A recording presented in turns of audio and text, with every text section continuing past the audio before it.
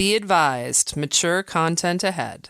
This podcast is brought to you ad-free thanks to the Legion of Demons at patreon.com/NOTLP. If you like what you hear, there's much more at patreon.com/NOTLP.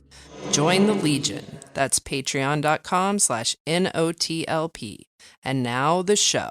How do you do? Just a word of friendly warning. I think it will thrill you. It may shock you. It might even horrify you.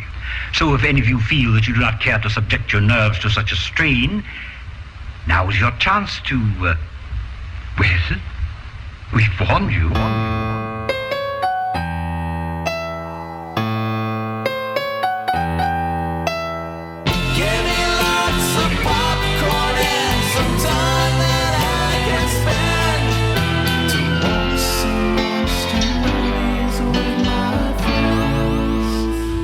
We're doing space operas, which combine two of my favorite things. Space and opera. So this is going to be, for me, the journey from last week's podcast to this podcast. Can we call it Spopera? Yes, Spopera. can we? Spopera. Spopera. The journey's been it's been a rocky road, folks, for Freddie and for Amy. Mm-hmm. And I wanted to just start this show. I'm probably going to sound pretty serious, at least when I talk about the roulette movie, a little more serious than I usually am. I'm an open wound right now, but it's crazy how, and I've been thinking some real deep thoughts, but this show, this podcast, I have to get this out of the way right away. It's been a life preserver for me. I am going through some real difficult stuff that we have a plan, so everything's okay. I don't need I'm not asking anybody for help because I've got the help. They're here in the room with me and in you listening at home. So thank you guys. And I think that's to recognize that I have the help is wild. So It's just family stuff. Just family stuff that a lot of people go through. I was telling before Kelley that I forced this inside joke on Amy, and then I forced it into him. I'm a serial joke forcer. I'm not going to say the other word because I don't want to even think about that. But you had their consent though. You didn't just. This is I asked. Flash them with a joke. So I want to give you, the listener, the chance to just bow out. Now this is your time when you're like, this sounds like I'm not ready. This is your trigger warning to deal with someone who is manic in a crisis, but coming out of it. Yeah, this is you signing the consent form right now. Yeah. And we're not held liable for what might happen to you. For whatever I put in your brain that gets you going. But I'm going to start with something good, which is this great inside joke where as we're working through these things and we start thinking about people were like, if you worked here, you'd realize this is just a sitcom. And there's a reason people say that. It's because art is the thing that the people who listen to this show and the people who make it, art are the things that help us get through the day-to-day shit. And I realized when I was watching the roulette in different ways too. It's not just relating to the art itself, but the people that it brings into your life. It's astounding. Agreed. Here at the end of my life, I look out and my perspective is enormous. Dewey Cox. Yeah. So what is your joke? You haven't said the joke yet. It ties into what I just did. Somebody should write a song like that. And in the funny or make a show like that, it's that whole concept. So I was doing this thing to Amy where the example was I had cherry pie that was so good. Andy bought it from Fresh. Yeah, Andy brought cherry pie over last night. It's just super cherry nice. pie is delightful. Oh, this freshest cherry pie was out of this world. And I was like, someone should write a song about this sweet cherry pie, And then once you get the person to go, they're like, somebody did. The joke is that you don't know that somebody already wrote a song about that, but that's where the comfort in the joke comes from, is that if the more you think about it, we're all in this together, and that's what art tells us. The shared humanity. Yep. Mm-hmm. So thank you, Warrant. Who knew? Thank you, Warrant, for the shared humanity. I love that song, though. I'm going to get down off of my weird soapbox, but I had to say this stuff. It's been bubbling up. Remember that video where he smiled real wide and he turned around and it was horrific? Do you remember R.I.P. Oh, did he die? Janie Lane? Something? Mr. Lane? Oh, yeah? I didn't know that. Who? Was it from Diabetes? The Warrant guy? The Warrant guy. Cherry pie? Yeah. Oh, my God. Hold on. What if that's how Bret Michaels got diabetes? He got it from the guy from He caught it. It's catching. they share full-blown Twinkies. diabetes. Yeah, and Yeah, Jenny Lane died in 2011. What was it? That was a while ago. You all right, Cal? coffee went. Oh, coffee Down went the wrong- down. Oh, yeah, he wrong died. tube. Too much alcohol. Too much alcohol? Too much alcohol. Do you think when someone has they die from too much alcohol, like cirrhosis of the liver, for instance, that it was just they put a little too much in a lot of cocktails, just like that little jigger that you fill up that has like an ounce in it, but every time they put 1.1 ounces in there, and they're like, man, you would have been okay if you just measured more carefully. Yeah. Yeah, I bet it works like that. Yeah. I don't think they actually measure in jiggers. They just pour it at that point. Yeah, in their Yeah. mouths. Skip the mixers. Yeah. Well, there's your problem. Oh, here's your problem. Your ratios are off. You just had you had ramen noodle and then this fifth of whiskey. What you should have done was added more juice and a thimble of whiskey. If he only filled it to the line, he would have been fine. But The line is fine. there's just something about that sweet alcohol that makes it you just want to put more in there. That sweet, Well, sweet it tastes- alcohol. It tastes so good. It's You know what so I mean? good. Are we advocating alcoholism now? No, we're Don't you understanding it. And we're supporting alcoholics. I just get it. mean, every time I go to swab a scratch, I'm like, I just want to. I don't know. I tried to take this joke into a You did great. funnier, zanier place, and I feel like it just was. I was going to have to overdo it. Right now, you're feeling like your joke fell apart, and there's probably a song written about that. This would be a great practice round. It would be, but I don't know. I don't know a lot of songs about jokes. It would be it would be close to you're having the kind of day where maybe someone's hiney is drowning your icebox. No, that's too much of a reach, isn't it? I All feel I like can say is I need to just I'm a get. grinner. Yeah, I need to get you in Weezer territory. I think to process this emotion that you're having right now. I think Yeah, it's a You Weezer think song. It's a Weezer emotion. It feels like a Weezer emotion where you're like, I made a joke that didn't land, or it's a Beck emotion. It could be a Beck emotion, or even a They Might Be Giants emotion. I Oh, feel like they might be Giants emotion. I could probably comb through that catalog and find a lyric that exactly would be perfect for this, but Because it happens to everyone. it happens to everyone. Everyone. Even Dave Chappelle sometimes tells a bad joke. Yeah. Sometimes he makes a whole Someone should have special a conversation about about that. Yeah. You see what I just did? Oh, Holy shit. it all comes back. It's all coming back. All coming back to Andy now. That would be his song right now. Oh my God, somebody should write a song about me remembering things. It's weird that no one wrote a song my about somebody gosh. having something all come back to them now. When? Now. So last week we recorded right before the Bengals game started. Oh, yes. That reminds me. I have something I have to bring up with housekeeping after the shizzo. Are you going to the Super Bowl? Well, I'm not going to it, but it's coming to me. Yeah, I know it's coming to you. Yeah, we have to Anyway. we have to reschedule is probably what you're going to say. We'll figure That's that probably out. what I was going to say. Yeah. Yeah. Our team's in the fucking Super Bowl. We're going to the Super Bowl. I mean, come on, guys. You have to be rooting for us. This is the most important Super Bowl since I've been an adult. Since ancient Greece. I was there for the 88 Super Bowl, but as a nerdy, 11, 12-year-old, I was not at all into football. I'm not saying all nerdy, chubby 11-year-olds aren't. I wasn't.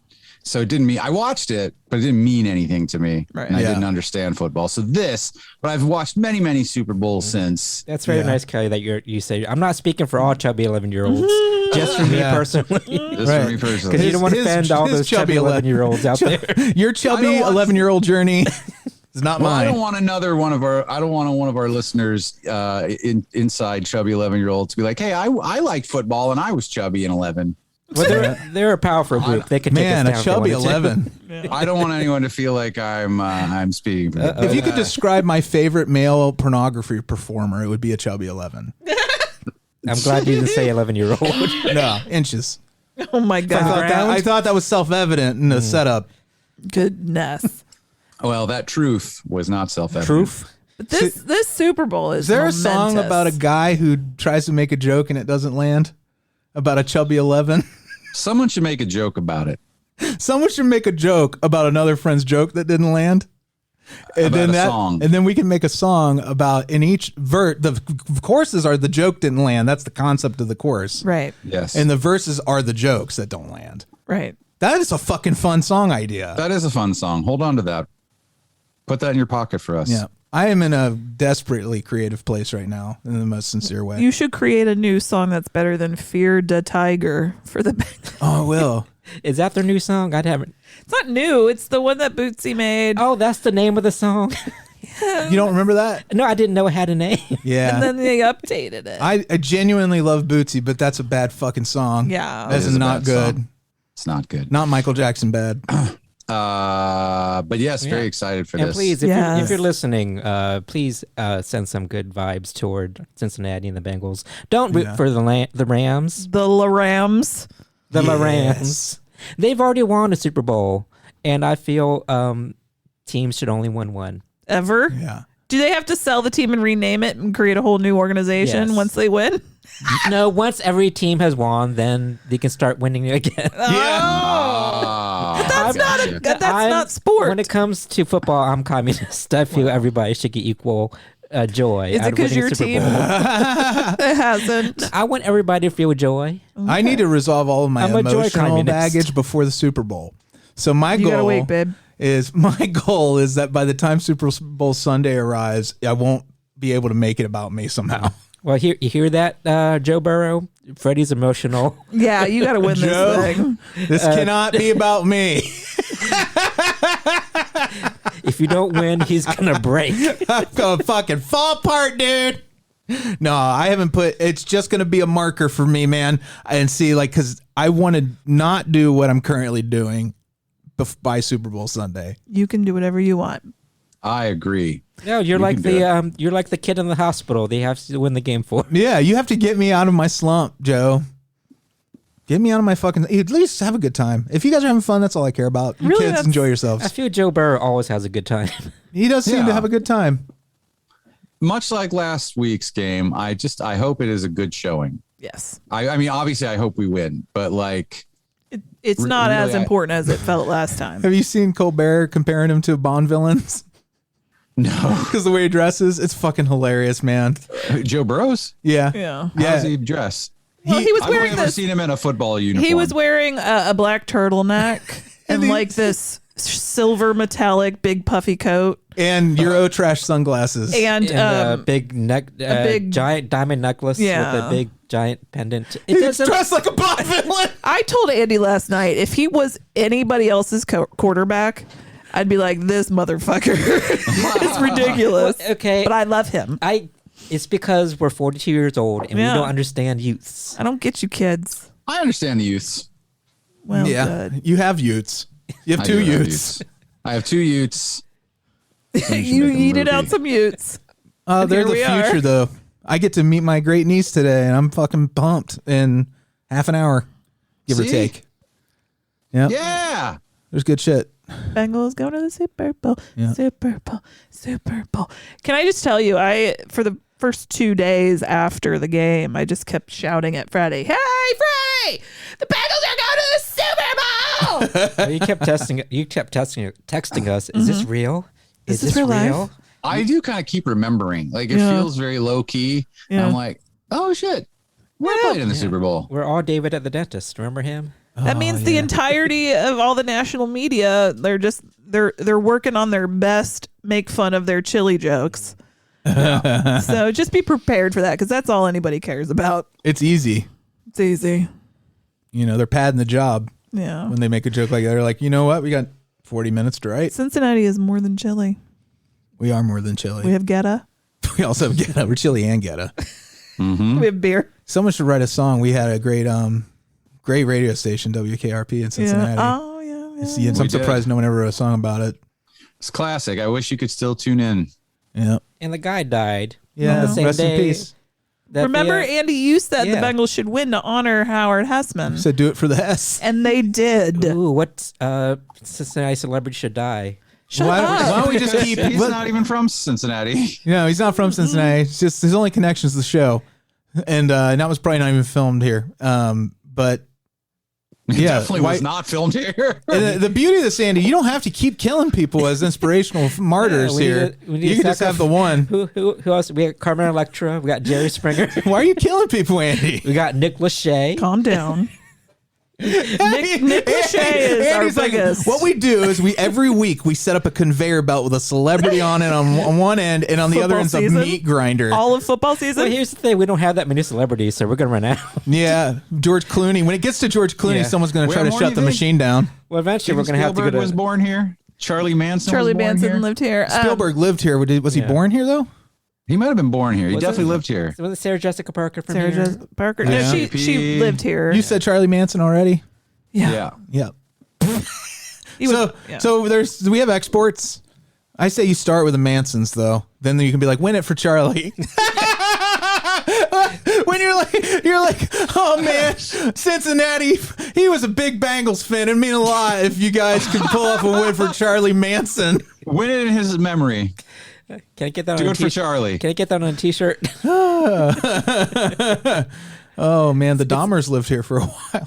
Yeah, they did. That's right. Did they really? Well, he did. And Jeffrey then Dahmer he grew up in Bath, Yeah. Bath, Ohio. Yeah, their family was here in Ohio. They still are, actually. There was I a think. point when I was like, are we a Ohio's on a serial hell killer now. And I realized that we are Florida North sometimes. Yeah. Yeah. Well, people leave here a lot of times. I'm not saying our part of Ohio. I mean, not to be like elitist or it's probably anything. Cleveland. We're in a very diverse area here, but the serial killer contingent is Cleveland. is high. It is strong. If you watch the Lake Erie murders, it's a triangle of serial murder. It's like the Bermuda Triangle It's creepy as shit. of serial murder. Freddy Krueger lives here. Mm-hmm. All right. Well, I say we move on because we're just meandering now. Oh, segue. Oh my god. Hello, boys and girls. It's time for Straight-to-Video Russian Roulette.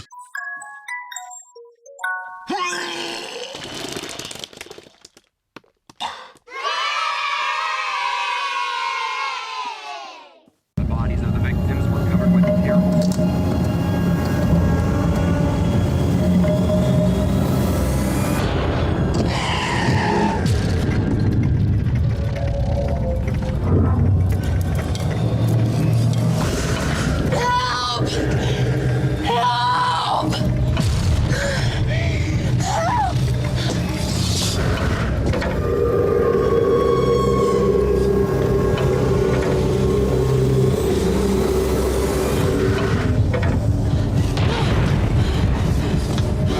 This mysterious trailer where you just hear the sound. The good thing about this is this trailer does not spoil too terribly much. It just gives you the basic Saw vibe, right? Yeah. The movie is Meander. It's Meander. It's new. I think it was on Shudder Prime. Can't remember which. But anyways, this is a French production, but it's in English. Yay. But you don't even need dialogue. This is one of those movies that is so strong visually that you would know what's going on throughout and be engaged with it regardless of whether anyone ever spoke, which is like amazing to me. That is amazing. This was like a fucking solid recommend. I don't want to spoil it.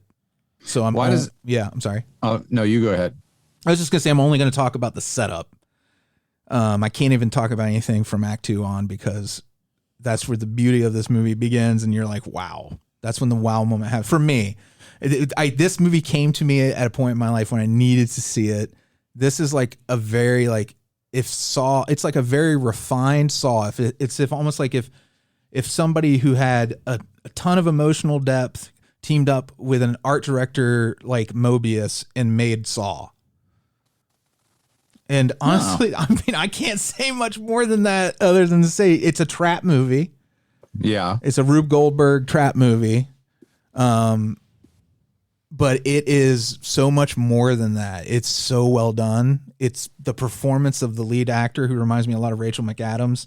Mm-hmm. She is out of this world.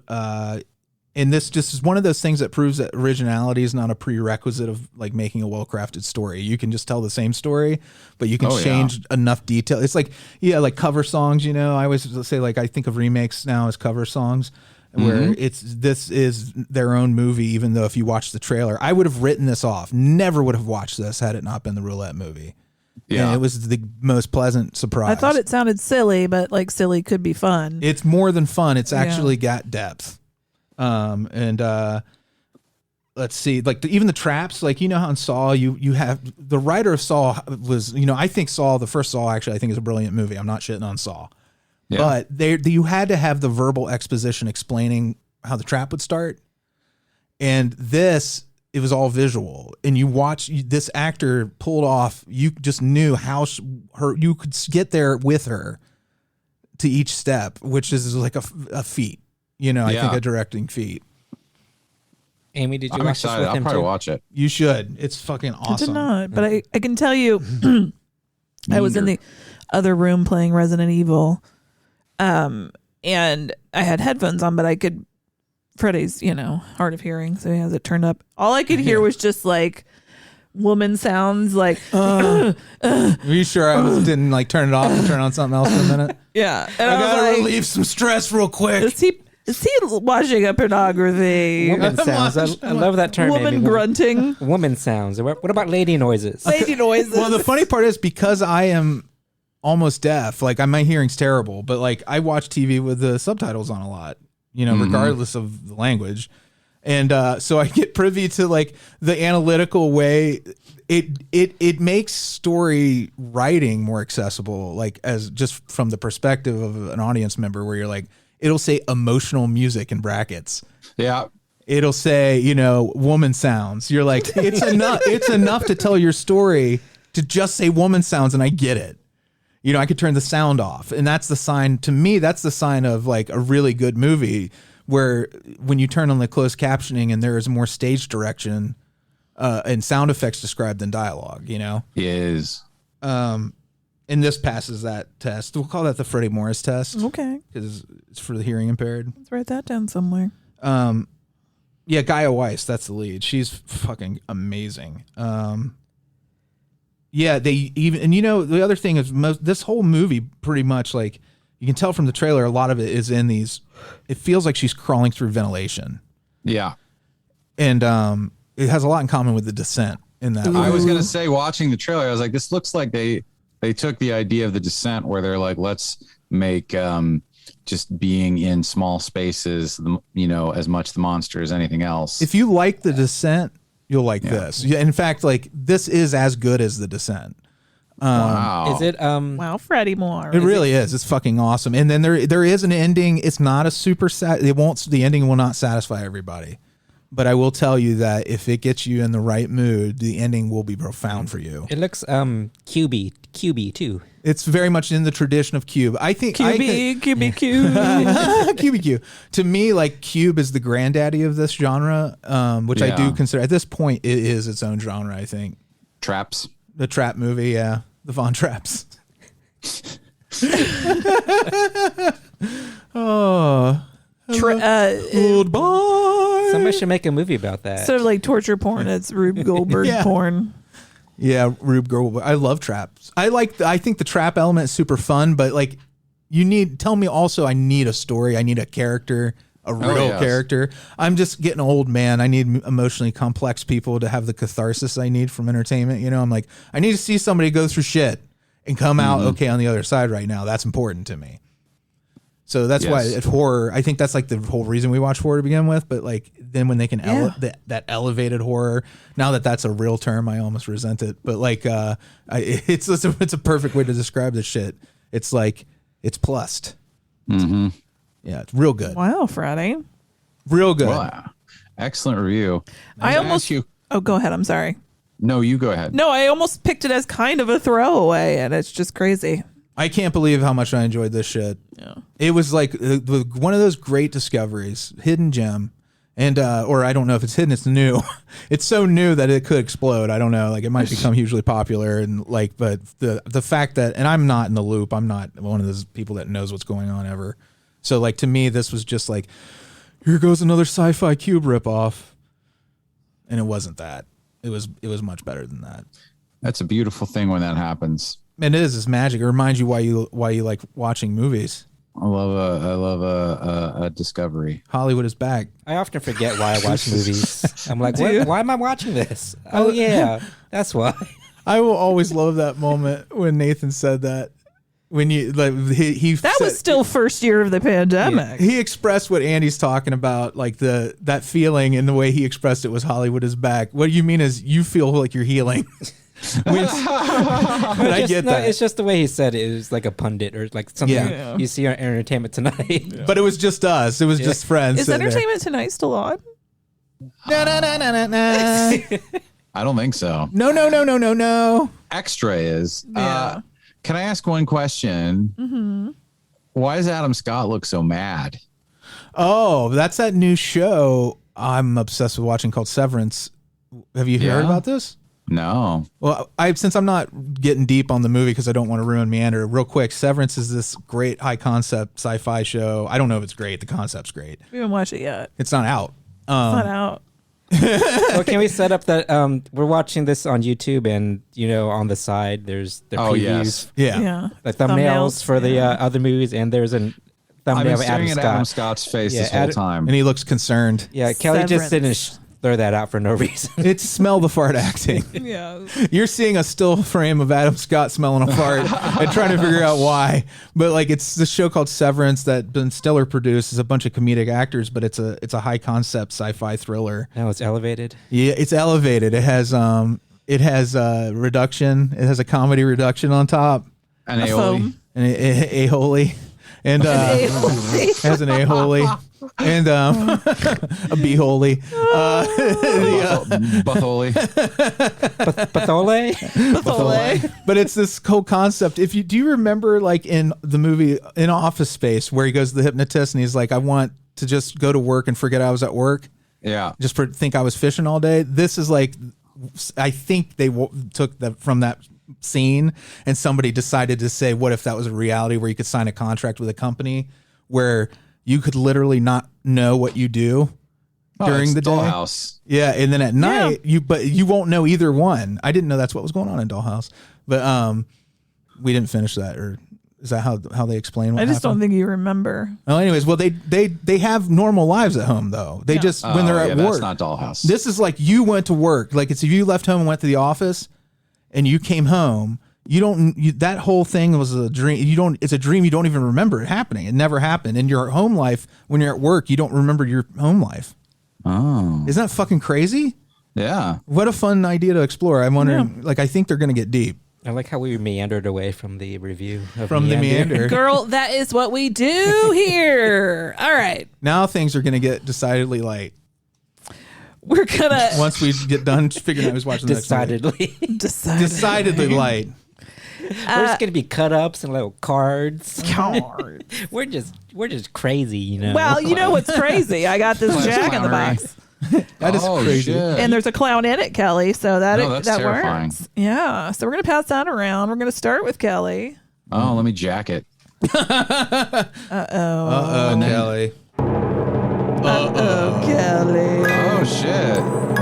You jacked it too hard. That's always my problem. You broke the springs. Oh no! This, my friend, is a Shudder original. It's called Slapface. Oh, Slapface! I declare, Slapface, Jugface. You're thinking of. Hi, Alise. Hi, darling. Hi, sweet lady. She says hi. A boy deals with the loss of his mother by creating a dangerous relationship with a monster rumored to live in the woods. Whip 'em out Wednesday, Alise. I missed Whip 'em out Wednesday. She was pretending to flash. But it's opposite day, so she was doing the Dale clap from Flash Gordon. yeah. Come on, Flash! Let's do it! Oh, when they're tossing a watermelon around. Yeah. Oh, I can't wait to talk about Flash Gordon. That's gonna be fun. But yeah. What do you think, Kelley? You excited about your movie? He should be. Slapface. Slapface. Can you describe it for me? She just did. It's a boy and his. It's he lost his mom. It's a dude with a red mark. He's got a red mark right here. I was paying attention to my wife. My wife. Well, it's gonna be a surprise for you. Don't describe it. Yeah, you'll see. You'll see Slapface. I think it's pretty descriptive. You could be like me and not even know. Like with Meander, I didn't even remember I had the roulette movie. So not only was the movie a pleasant surprise, the fact that I had to watch it was a pleasant surprise. Just going like that, and then when you see Slapface, and it changes your entire worldview because you didn't see a preview. You know what? It sounds because like, you're vulnerable. It sounds like a TikTok challenge. Yeah, I know. You just go up and slap somebody in the face. Slapface. Slapface. Thank you for messaging me that, Amy. You're very welcome, my friend. I often forget patrons. Here's a little bit of inside baseball. Is I usually forget what the Straight-to-Video Russian Roulette movie is that I've received. And who has it, too. About a half hour later. It's like, did I have it? I always have to ask. We always text each other the words, "You're enough," when that happens. Yeah, you're enough. You're enough. All right. Let's talk about... What plaything can you offer me today? The planet Earth. What's happening? It's an attack. Pathetic Earthlings. Who can save you now? Flash! They'll kill you! Let's all team up and fight him. Prepare for torture! I want him. Stop at nothing.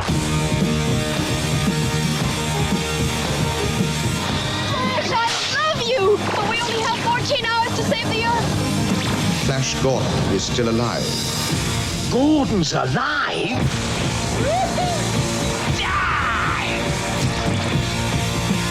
Yes! Must be my lucky day. Flash is alive! I gotta say, as a kid, I only watched this once before, and I didn't like it as a kid. Wow, yeah. I didn't like. I feel like I tried to explain. I don't know if I do a good job. As a kid, I did not like things that I perceived as corny. Yeah, or cheesy. I was not at all into that. You wanted to be grown up. But this time, I fucking love Flash Gordon. Because you don't want to be grown up. I get it now. Yeah, it's simple as that, dude. This shit is better now for me than it was. And I loved it as a kid. But now, like, it is like fucking, this is up there with The Wizard of Oz for fantasy for me. It's right up there. It's a super fun movie, man. It really just, it's just a good time. It wants, it wants It knows what it is, I think. Yes. And It's not trying to be anything else. It's trying to like give you something for your eyeballs, and that's it. I have to say, like, I don't know what I mean by that. Coming home after watching this movie, I got kind of emotional. Yeah? There's something about the purity of it. It's just so much joy. Yeah. And it came at a time, like Freddie was going through some things last night, and it was just a brief respite from the real world. It's so escapist. It's transportive. Yeah. And it's just a couple hours, you turn your brain off and just have fun. Yeah. And you don't turn your brain off even. It's not even a matter of just turning. Like, I feel like we minimize these kind of the impact of these movies too much. Where like I'm not trying to minimize the movie. I'm just saying, but what like, I mean is, like, I know that's went not for what a you ride mean. and just have fun with it, and just miss adventure movies. Yeah, but they like serve I had that same thought. It's such an important purpose, man. It's something that's missing. It's the whole concept is uniting to overcome adversity. It reminds me of why I love movies. Yeah, it's true. It sounds corny, but it's just so much fun, and I keep saying that word, but that's all I can think about when think of this movie. It is fun, and that's the thing. And I get what you're saying. Like, it's not like a bad movie. I think I used to think of this as like a so bad it's good for people movie, and it's just a good movie. Mm-hmm. And I mean, it is silly, but it's intentionally so. And and there's a lot of good. Like, I had the same thought last night where I was like, man, I want to watch a movie like this, but that's new. And like, I feel like even when they try to make big budget adventure movies, maybe I should go watch the new Jumanji movies. You know what you should watch? Not Jumanji. And it's not a good movie, but it is the closest thing to this movie that anyone has tried. There's two of them. And both of them have some heavier elements in them because you have to be somewhat complex now or people won't make your movie. But one is Jupiter Ascending.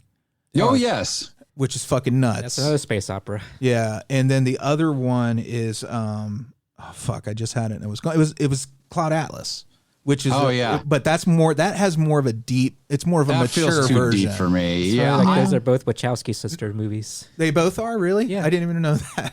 I just miss, like I was thinking about movies like this or Goonies, or there's so many where it was just, again, it's just it's not bad.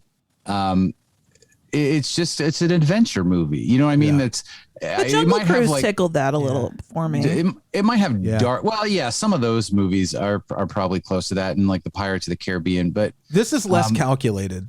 That's what makes it so much more genuine. Yeah, there's no cynicism. I feel like if you make this movie now, it would just all these be, you know what, like in jokes and like. Yes, it would be snarky. Yeah, they would approach it in a Scream type way. Can I tell you that there's like a deep need there, Andy, like with people and movies, and like they can't let a fan, because you can get so much catharsis out of a drama or something with depth.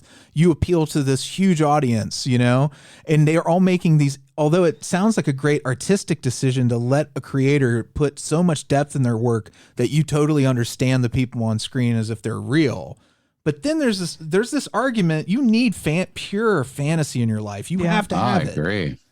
I'm sorry, Andy. I feel like I steamrolled. No, that's like I finished what I was saying, but it's like, and you just need something pretty to look at. Yeah. And this movie was just like from frame to frame, everything was just eye candy. Yeah. Well, the production is really beautiful and amazing too. The costumes, first of all, they nail the style of the comic strip.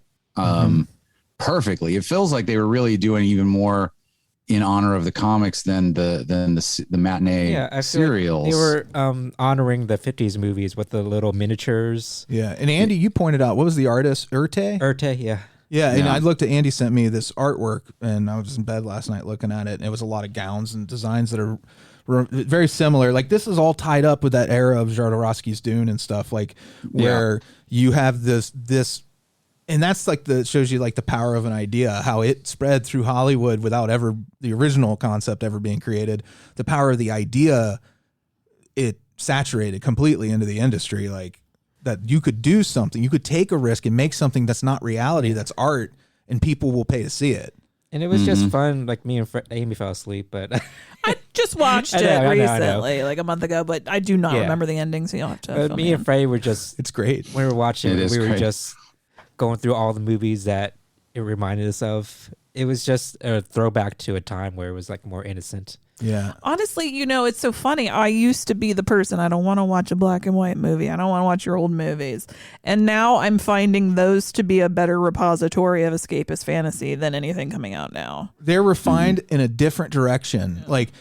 Like I've been watching the show Love Life on HBO, which, by the way, is like maybe one of the best comedic dramas I've ever seen. It's so perfectly written and performed. It's just really, really good. And I'm so shocked that I've been able to like enjoy this shit on the level I binged both seasons of that show. And that was like a show that I could see myself in completely as I am. Mm-hmm. Right? That served that purpose for me. The art of that show served me to accept where I am. But movies like Flash Gordon make me feel like anything's possible. Yeah. And the balance of those two things, that's why people who only stick to one genre, I'm always confounded by. I am too. Actually, I was just having this the other day because I've had people who've expressed to me where like, I don't really like to mix genres. Or like, it's also the people with like literary fiction, and you apply that to movies who I only like movies where something can happen. I don't like a movie where it's just these impossible things. And I will never, and I have a lot of trouble. And I know I would love for someone to explain to me why that's hard for them, because they're lying to themselves. I agree with you. I get why that's important. It's for other people. That's the last element an artist needs to let go of, I think, as anyone who creates anything is, you've got to stop thinking about anyone else. Because at that point, you're thinking about something that doesn't exist. Your creation doesn't exist. You're not done with it.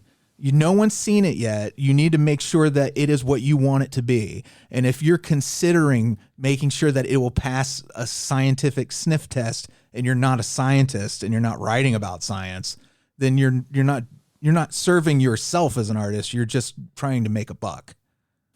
Right.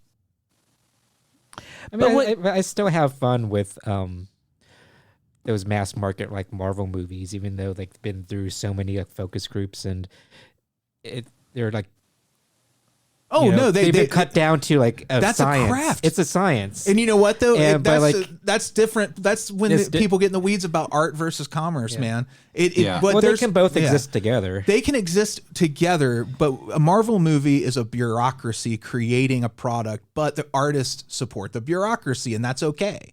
Yeah. But the truth of the matter is they're supporting employees. That is a business. It's not art.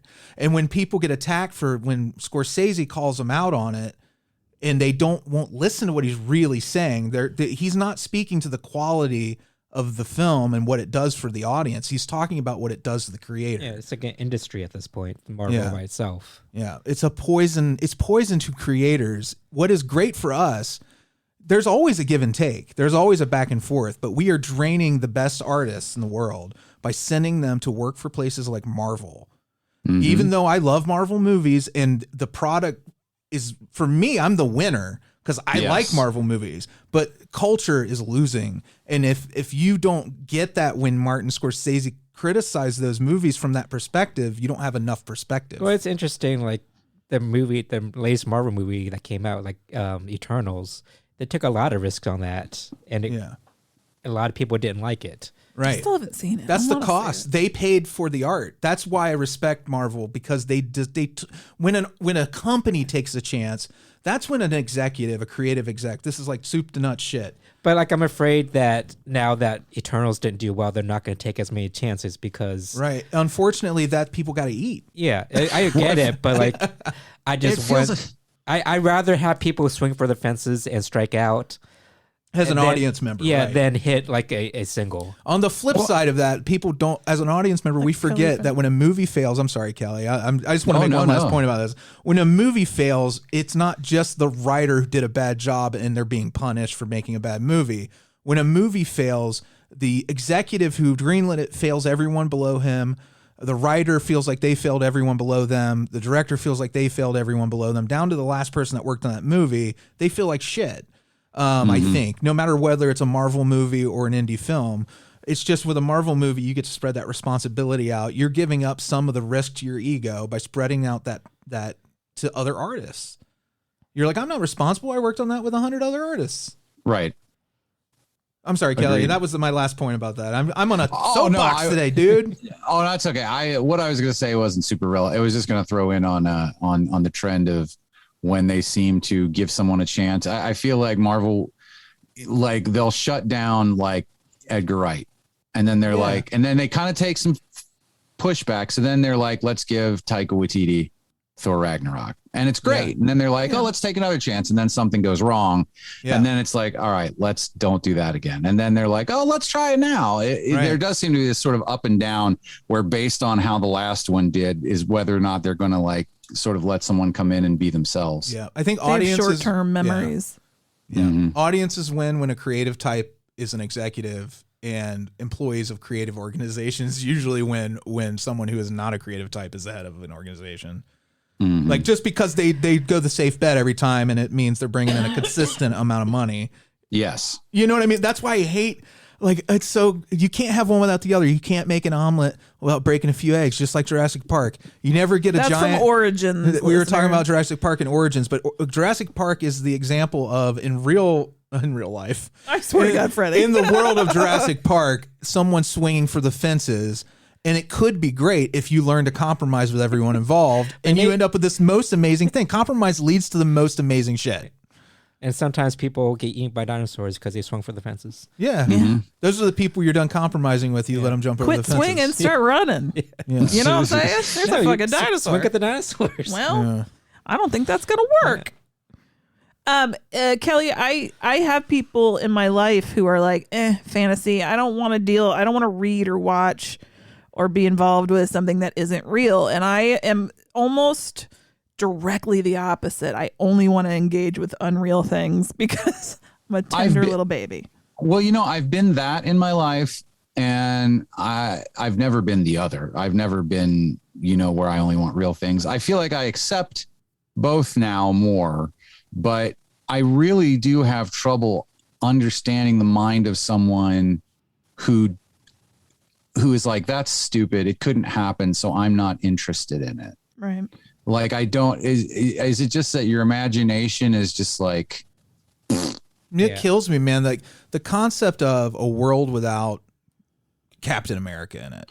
Like, think about that for a minute. Like, what if somebody didn't take the chance on, that's why art's so fucking important. Some kid who was given up on life saw Captain America and inspired them to get up and go out the next day and do life in some way. Mm-hmm. And like, that's all this shit is. And we forget the purpose of it. And then the fandom turns on it. The fandom turns on the thing that is the life. They start poking holes in the life raft. And that's what I see that as. When I see Toxic Fandom, they're in a life raft and they're pulling out razors and slicing into that fucking thing. But do you know what I think is at the bottom of so much of this, just in society in general, not to get too big? Remember when I said it was going to get decidedly light? Yeah, let's just blow that out of the water. Yeah, fuck it. This is a good conversation. I do think there is a level in human beings of, I'm afraid to look foolish. Yes. I'm not going to believe in these things. So before anyone gets a chance to say, you're so stupid, you like dragons, they're like, I can't watch things that aren't real. Like, it's like a level of, I'm not going to allow myself to believe in things or to be interested or to enjoy these things because the world is a real world. I get so tired of hearing like the real world is much scarier than any vampire. You're not in the right mindset. And you can be in that mindset. I'm not telling anybody what the right mindset is. It's a weakness of character. They won't allow themselves an outlet. Those people are the people that don't allow themselves a real outlet. Yeah. To me, I'm sorry, Kelley, keep going. No, that was, I mean, I could meander around this subject all day because I actually get very worked up and angry when I hear people talk about fantasy as if it's like some kind of bastard bullshit, like for dum-dums and people who can't get. You should. You should get upset. I feel that's changing now. It is, often, but like, I think it's becoming more mainstream. That's part of the problem. Yeah, it's getting there, but like, I hate to say it. It's good to see, like, it's the door swing the other way a little bit more. We're not as alone in our interests anymore. But you also have to make things so. It's the balancing act. All this comes back to like this weird balance between. But like art and commerce, man, it does. It comes right back to it every fucking time. But a lot of times, like, they're making like the the fantasy stuff super dark and dreary. Like Game of Thrones. Well, that's the world right now. They're going that way. Well, yeah. Like that's they can't, the world right now. Like they can't go like pure fantasy and adventure and pure fun like Flash Gordon. I don't think there's not many things, if anything, like that right now. That's not the world anymore. And hopefully we get back around to where people want that and need that again. But apparently right now what everyone wants is their fantasy to be also very relatable and grounded. Everything has to be grounded, and that's okay. I get that's just what culture is. It's not for me though. If art is, think about this, the signal chain concept, right? In music, where you have like this input is here, garbage in, garbage out. You're in different industries. They use different metaphors. Yep. But like, if you think of art is at its root therapy, like you go back to the early man and they figure out they can make music or paint on the cave wall, whatever. It was there to make them feel better. That was its only purpose, and to connect to each other. When you can't get across what you're thinking or feeling just with words, that's a way to convey feelings and to say, like, do you get what I'm getting out of it? So yes, sorry, I just wanted to add on. No, and I think when I talk about Flash Gordon and why I call it a pure movie is it is a pure art in a way, because it's taking chances. It's not for everyone. Art can't be for everyone. And but in its purest form, art is for the creator of the art. It's himself. If anyone else benefits from it, that's great. It's like real therapy. Like if you go to talk therapy with somebody, imagine that if the content of your talk therapy session was bought and produced as entertainment for other people, and then an industry sprung, because this is literally what happened. An industry has sprung up out of us charging one another to look into each other's brains, and then we tell the person who that's exactly right. You were telling them, we don't like what's in your brain. Now that's where the risk comes in being like an auteur, where somebody who creates something from like Kelley does, where you start and you're the guy who makes the whole thing. That's 100% of your brain they're criticizing. It's not spread out. So then once you bureaucratize the creative process, then a guy can come in and say, this is now an industry. This is no longer your therapy. Your therapy is over. What makes you feel good doesn't matter anymore. Yes. It's like, and you're making this for other people to feel better. Great art will never come out of making another person feel good. Great art only comes from making yourself feel good. Well, I felt good after watching this movie because I went home. I did too. And, you get you fired up. No, this is a sexy movie. It is sexy. It's a sexy movie. This is a horny ass movie. Agreed. But also weirdly innocent. Everybody just wants to get with everybody, no matter who. Like the father wants to get with the daughter. Or Aura can get it.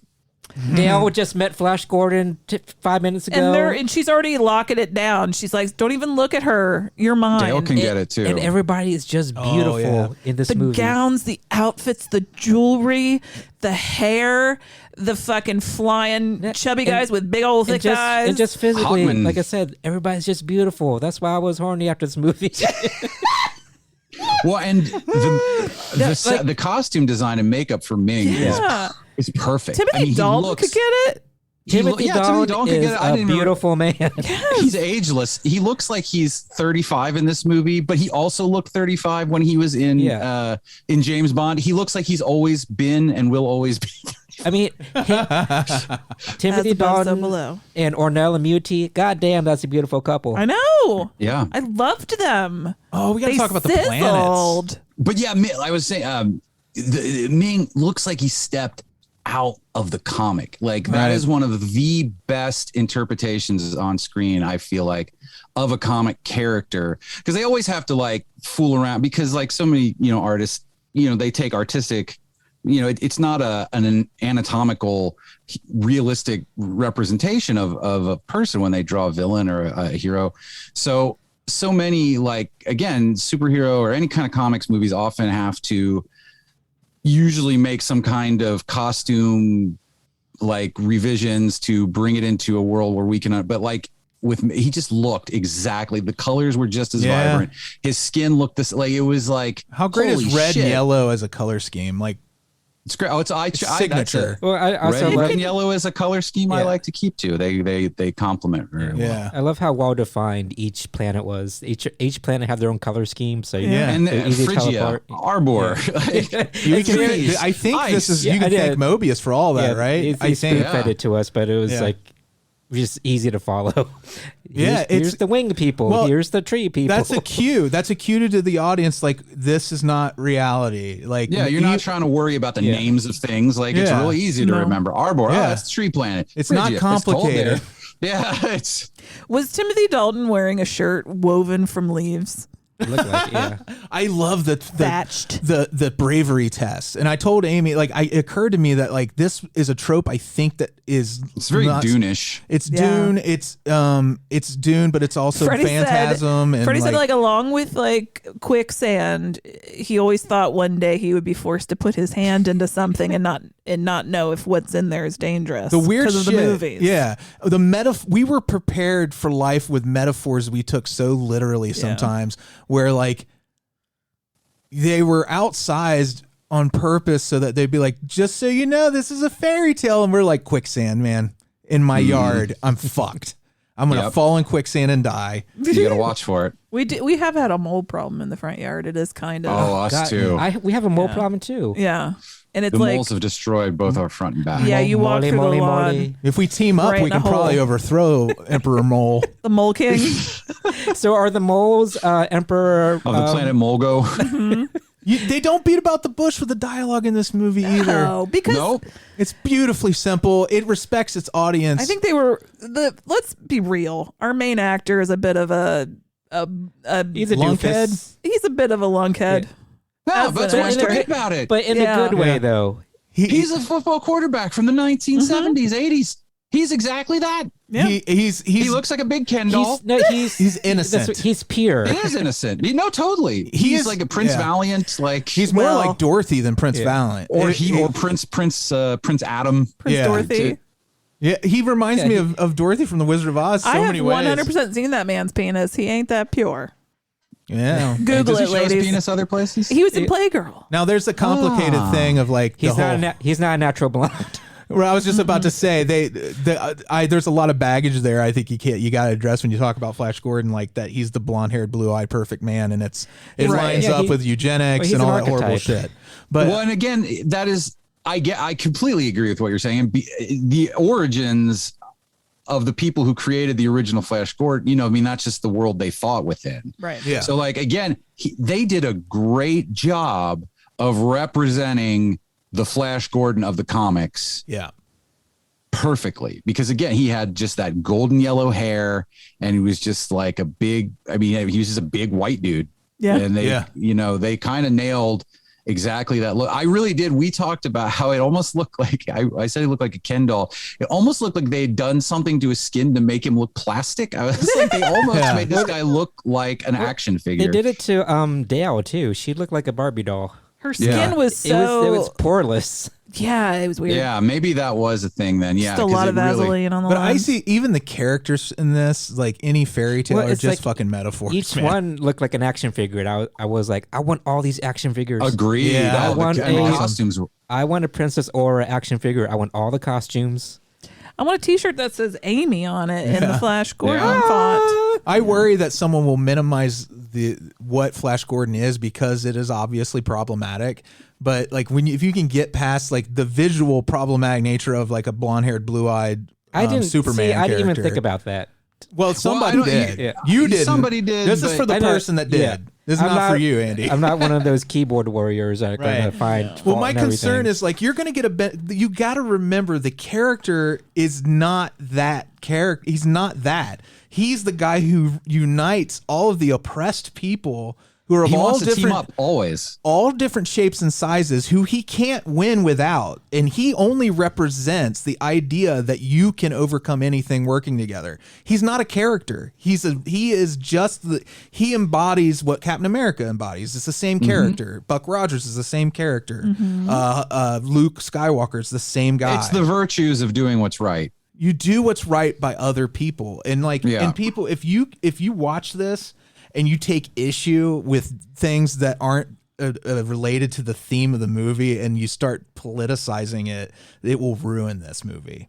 So I see why people get precious and push back against that, because it's you looked into somebody's brain. I just want to finish the point real quick. You look into somebody's brain and you've related so deeply to what you see in that other person's brain, the person who created that piece of art.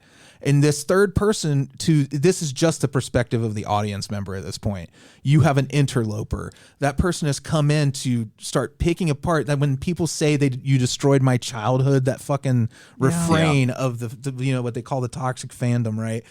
That is me. That is that person, the fan, who is feeling that, saying, you're a new person I have to care about in this scenario, and I don't have the energy to care about you. I've given everything I can. This is where I've found my comfort, is in this thing, and you want to take that comfort from me. And the truth of the matter is, no one can take that from you unless you let them take it from you. Yes, exactly. Don't be a vulnerable fan. Other people don't have to like what you like. It's such a grown-up place to be. If you can get there, you will start loving art again. I guarantee it.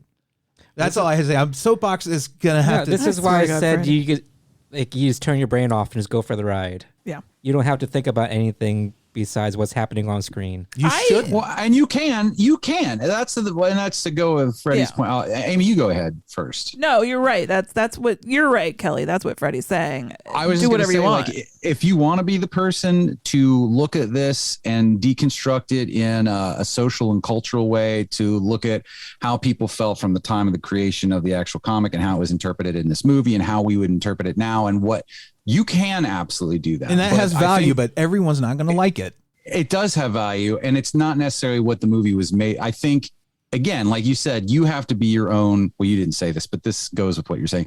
You have to be your own viewer. And so I don't let how someone else views it color how I view it. I think that's kind of what you're saying. I think toxic fandom a lot of times is people are making me look at this in a different way that makes me feel like, oh, maybe I'm kind of bad for liking this. And you're not necessarily. I guess everyone's guilty of that too. That's part of film discussion everything we do as people has a competitive element in it. Yes. And that has ruined film discussion.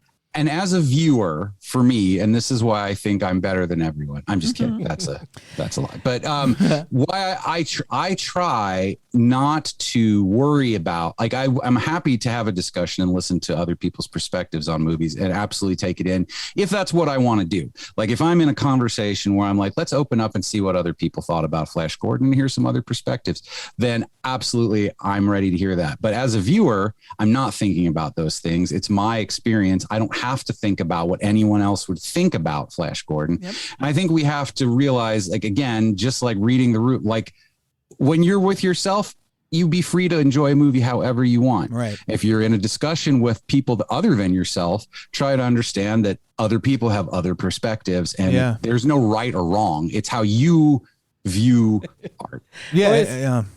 Like I would just say, like, there are times when we've argued about movies and it kind of got personal. And right. Well, sure. And that's we were in a discussion. And that's what it's kind of like. Talking about movies is always personal. Yeah. You gotta start there. You gotta say, if you're talking about somebody with art, you can either do water cooler talk with somebody you don't care about where you're not really in talking about art. You're talking about what you watched on TV. That's two different things.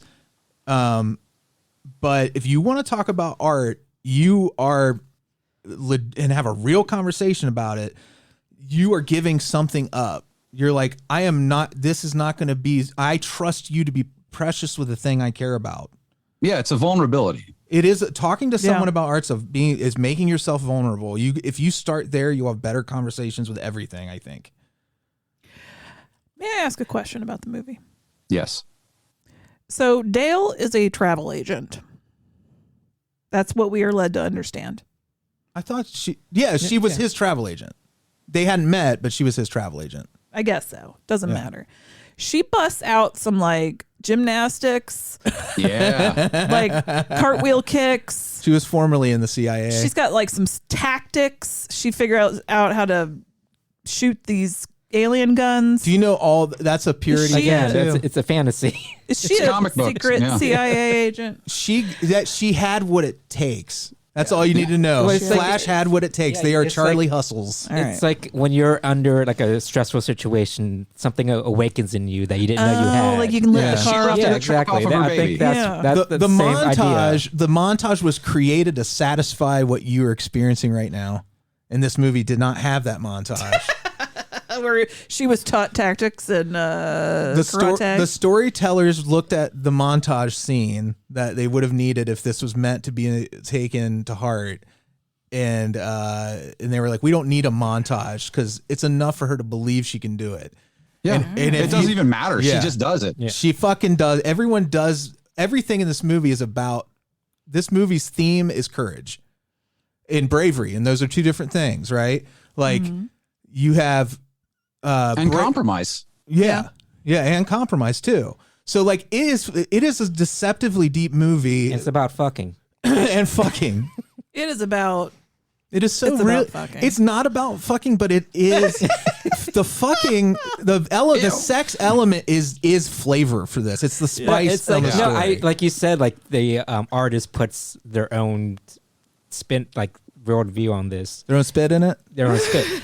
And like I could tell, like whoever made this movie, they're into some kinky shit. Yeah, well, I told they like pretty ladies. My fan they theory. They like to be tied up. They like to be hurt, or they like to hurt other people. There's a theory I have about this, and I think someone else might have this theory because I don't think it's so far fetched. I think this is a realistic theory, fan theory, that Frankenfurter from Rocky Horror fled this planet. I felt like there was a very strong tie to Rocky Horror through this. There's some DNA connection. Yeah. Richard O'Brien's in it. Yeah. Did you know that? Yeah. Like he's great too. Why wasn't he in more movies? He was good in everything I've seen him in. He might not have wanted to be in. He probably didn't want to be. He's an artist. Exactly. What happened? An artist fell out of the system. Flash Gordon is basically like Rocky with some college and high school. Completely. Like instead of like those gold panties, he had these like black leather ones. The black little shorts. He was Rocky for sure. They were. Well, it's like he got away and someone adopted him and like raised him up. You know what? Took him to school, took Rocky to school and taught him how to read and gave him clothes. If I were a writer for the New Yorker and I wanted to be super pretentious, you could say that these are two parts of a series of movies that may or may not, the third might exist. I don't know. That are about man worship, like the Rocky Horror is about worshiping the sexiness in the a man's virility, the physicality, and the physicality. And Flash Gordon works as like a spiritual sequel to that man's resolve, the spirit. And if you, resolve and spirit. And if like, that is the definition of art, when something you can see through the bullshit to why art makes people better with this kind of art. I don't want to also like oversimplify things. I get there's a place for dark art that makes you feel bad. And like, it helps the cathartic nature of that. But like this is all, it's interesting. Like when you watch movies, growing up watching movies, like you think about, there were generations that didn't have that. They didn't have those points of reference. If you think about what a gift it is to have the level of catharsis that we've been given through media, we get to process things without experiencing them on a level no other human ever has. You might say we have too much art right now. There's too much out there. Too much art. The thing is, people, it's not that there's too much art, it's people have denied themselves the art they need because they're watching the art they think people want them to see. Well, and there's that. You can't have too much art because, as Freddie has said, it's all about you. So what's great about art? I never take anybody's recommendations. I watch it if I want to. You're an artist, Andy. I mean, you really are. When you when you bake something, you don't just, you could make a cake and put icing on it, it would be delicious. But what in you makes you want to not just do that? Why do you go? What's the next thing that happens in your process of making cake that says it's not done? You put bacon on that last one. Why? I can tell it's done when I put the toothpick in and it comes out clean. Oh, for crying out That's loud. when it's done. I don't know. That's your process. No, there's a point when you were like, I'm finished. I'm done adding things to this. No, it's because like I just want to make something new. And it felt good to be creative. You created something that didn't exist before. It wasn't just a yellow cake with white icing. It was a yellow, you know what I mean? Like whatever it is that you're making, you added your touch to it, and it's the only thing in this world that's yours. This is why, this is why I say like I don't.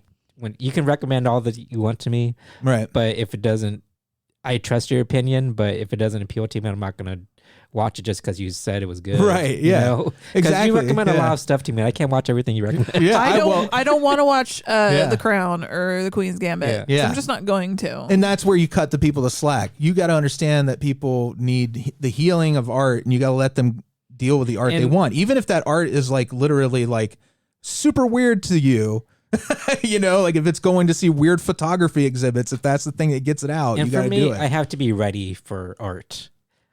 Like I'm too. No, your brother's name is Art, which makes it so weird. I have to get ready. Oh my god, so much preparation. Oh, Art's coming over. Yeah, but lately it's like last couple, like since the pandemic, I've watched very few new things just because I watch old stuff that I'm comfortable with. So you need the comfort. Yeah. You know what you need. Same. But like every now and then I'll veer off and watch something new. Yeah.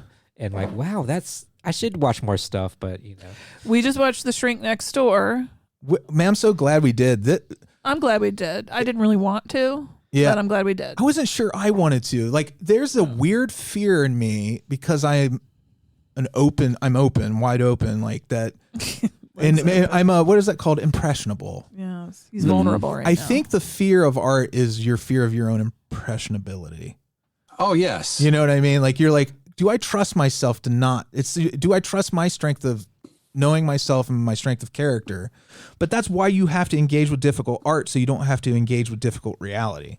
Like, or you know how to deal with difficult reality when it happens. You've had the catharsis. Our forefathers and mothers and brothers and sisters didn't have this shit. We need. It's changed. That's how art changes the world on this level. When Freddie says forefathers, it's time. No, what we do actually need to move this along We just do. because we're supposed to go. Have I gone too deep into history? We have to go meet our great niece. But can we start over at the beginning of time real Sure, quick? if you want. But I was going to say, we watched Straight Next Door, but I just finished Buck Rogers, the TV show, and what a delight. A little messy Both of second them. season. Of course. Buck, they lost the thread. Although it would be fun to do a bonus for the Patreon just about the space opera TV shit you've watched. Yeah. Just a quickie about like what's changed and how it evolved would be fun. Mm-hmm. So yeah, I would consider like the Shrink Next Door your elevated real life shit, and then Buck Rogers is the escapist. Yeah. And Flash Gordon, the balance is a delightful example of just sit down and smile. And then wrap it up. Music. You can't talk about Flash Gordon. Of course, Queen. Queen did this. Oh yeah, soundtrack that's so and great. score. And it's so great. And we've done this now. We've done 2 movies this year that have soundtracks by Queen. We could have done a whole fucking month. We could have done Iron Eagle for the third one. You'd have this trifecta. What is Iron Eagle? It's got what's his nuts? Louis Gossett Norris Jr. and Louis Gossett Jr. Yeah, and then some other guy. Isn't it Chuck Norris? No, you're thinking What of movie is that? Firehawks maybe or something like that, or Sahara. But there was another. Were you talking about Desert Eagle? No, Iron Eagle. Iron Eagle. What's the one? Desert. There are other movies like this is part of the air. This is part of the macho super machismo. Stop saying words. Words. Oh, David Kiss is kill. Kill is kiss. Louis Gossett Jr. Jason Gedrick. Like you just threw Tim out Thomerson. Top Gun. It's Top Gun Afterbirth. That's the succinct way of putting it. You just threw out all these words that sound exactly the same to me. It's all Top Gun Afterbirth. Like Top Gun came out. Hardin. Everybody showing up everywhere. You notice that? Everybody had a fucking script about a jet or an attack copter. They got their movie greenlit. Shawnee Smith is an Iron Eagle. Yeah, and TV and Knight Rider. Okay. But Iron Eagle's fucking amazing. I love that movie. I mean, it's not amazing, really. It's amazing to me because it's my art. It's for me. While Freddie's pulling up a list of our patrons. Oh, yeah. Just want to say we're very excited about Space Opera Month. Spopera Month. It's reinvigorating. Yeah. And if you can get your hands on some Buck Rogers, I highly recommend the first season. Where are you watching it? I'll tell you later. It's a wink. Oh, yes. But in the closet. A reminder, because we didn't talk about it at the top of the show, that we have our Patreon, patreon.com/NOTLP. We just recorded another Origins intro where we go back to the old episodes 12 years ago and talk about them. I derailed teasing Topicana, I think. Oh, yes. And Topicana is there, our other weekly fun time question show. Leave Topicana alone. Stop teasing him. I'm sorry. Leave Topicana. Kelly, you don't have to tease if you don't have a tease. I don't have a tease It's yet. okay. That's okay. He's not a bully. Every Wednesday we release Topicana, where one of us asks the rest of us a question and we answer it and we have a good time. That's all at Patreon. So we're training ourselves to overthink everything. Every week. That's part of my problem too. Every show we always there's your problem. say hi to our Beelzebubs. Mm-hmm. So let's do that.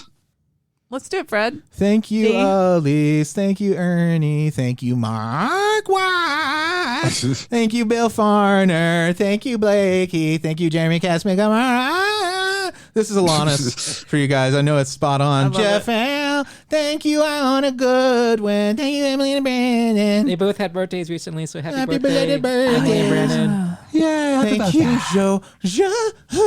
of Lynn. Thanks, Bill Chandler. Thanks, oh my Wayne God, Turner. Bill. Hope you're okay. Bill Chandler. Yeah, Bill got hit by a motherfucking car. Bill, this is gonna sound bad, but when you wrote it on Discord, the server, it said you were like, so I got hit by a car. It finally happened. And I laughed and laughed just because it was just so matter of fact. Yeah, like it was inevitability that I got hit by a car. It was my turn this week. I'm sorry, Bill, I laugh at your pain, but it was thank you for bringing me some joy. Yeah, Bill, don't phrase it like you sound. Don't phrase it like you deserve to be hit by a car. You do not. You're enough. You deserve to be hugged. I think he appreciated the gifts of people getting hit by cars. Yeah, Andy's a bunch of. Bill's got a good sense of humor. All right, go back to singing. I'm so sorry. No. Blayne Turner. Oh, what if somebody feels like they wanted their Blayne Turner? Oh, it's a Thank you, Paul. Thanks, Doc Brian. Thanks, Dave Siebert. I've got Carla Gibson in my pocket. Dustin Chisam and Asa giving Lynn Walsh a high five. None down under. I feel like I varied it enough that we won't get a copyright I think claim. we're okay. There's no Yeah, way. no, I think even though that was very close. Very. I hope the algorithms don't pick it up. Because if the algorithm picks it up and they're like, this was just, we thought this was a record. We sorry. We sorry. We thought this We're was sorry, Lannis. We sorry. We thought this was a recording. No, this is YouTube's going to be like, we're sorry that we thought this was a recording of Alanis Morissette. Anyway. Who day, everybody? Who day? Who day? This is a recording of Kelley Kombrinck. All right. Oh, thank you. It is. Yeah. My Kelley, art. stick around. It's Kelley's art. Oh, yes. Frankenstein was wondering if he should go to bed when his old buddy Leatherface put on Dawn of the Dead. And Igor made the nachos in a severed human head, and they enjoy the movie with their friends.